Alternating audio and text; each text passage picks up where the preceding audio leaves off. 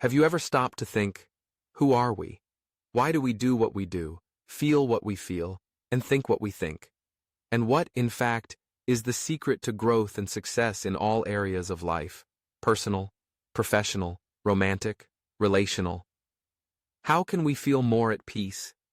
And what truly works for us to live better, eliminating pain and suffering, seeking productivity, health, happiness, and a sense of belonging? These are complex questions, full of factors that shape our behavior. But the search for these answers leads us on a fascinating journey, the study of psychology. This story began in ancient Greece, while the great philosophers of the time pondered huge questions like, where does the universe come from? It was then that a man named Socrates asked a question that would change everything. How do you want to know where the world comes from if you don't even know who you are? Know thyself. This powerful call to introspection and self-knowledge became the pillar of philosophy and eventually of psychology itself. Driven by this idea, thinkers from various eras began to investigate how we function, our body, our brain, our relationships. Philosophy, which is the love of wisdom, understood that to seek knowledge, answers based on evidence were needed. This is how psychology became a science. The study of the human mind, brain, thoughts, and behaviors took shape. We had Wilhelm Wundt, for example, who founded the first laboratory dedicated exclusively to the study of the mind. But, like any science, psychology evolved, moving from laboratories into real life and developing various approaches. Sigmund Freud sought to understand how childhood experiences shape our personality, with concepts like id, ego, and superego. Ivan Pavlov noticed how external stimuli affect behavior, introducing the principles of reinforcement and punishment, which increase or decrease the frequency of an action. And Viktor Frankl, who experienced the horror of a Nazi concentration camp, discovered that purpose is what drives human beings. What a lesson, right? Today, we know that our organic and neurological functioning directly influences us. That old separation between body and mind, it no longer makes sense. Today, we understand that the mind and brain are an integral part of the body. This integrative vision boosted the development of cognitive behavioral therapy, which seeks to understand the direct relationship between our thoughts and our behaviors.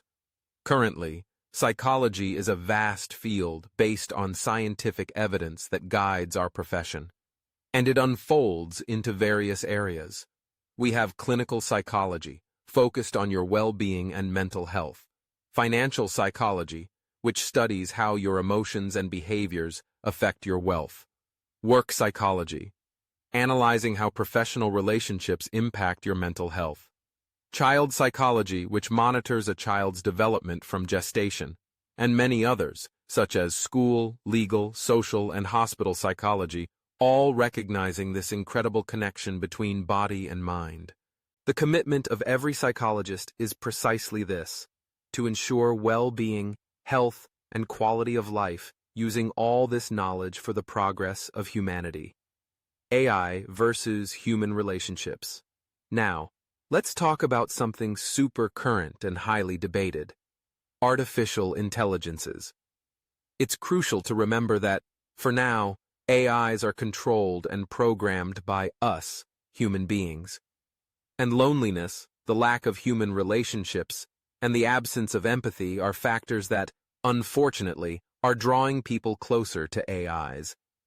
It is up to us, mental health professionals, to make the world aware of the importance of building genuine human relationships, and to ensure that the knowledge of AIs serves humanity, and not the other way around. Have you ever asked ChatGPT for advice? Do you say goodnight to Alexa, praise her, and consider her part of your family? We are in the middle of an important discussion. Will AIs dominate the world of psychology? Can you do therapy with your artificial intelligence?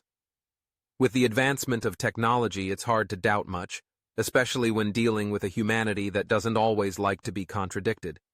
Often, AIs tell you what you want to hear, are more polite, and offer an easier coexistence. And we are seeing a growing loss of empathy in human relationships, which leads to the search for affection in artificial intelligence. If one school of psychology prioritizes knowledge above the relationship built between psychologist and client, why seek a professional if an AI can give you the same information? Technology is here to stay, and we will indeed have to deal with artificial intelligence. However, we need to educate human beings to deal with them. Seeking ChatGPT for tips is one thing, but believing that AIs will be therapists is the same as not wanting to consult a doctor. Psychology is about human complexity, relationship, empathy, and the continuous search for ourselves. And this journey, my friends, is a journey worth living deeply. If you enjoyed this deep dive into the universe of psychology, leave your like, subscribe to the channel, and comment below. What's your biggest curiosity about the human mind? We'll see you in the next video.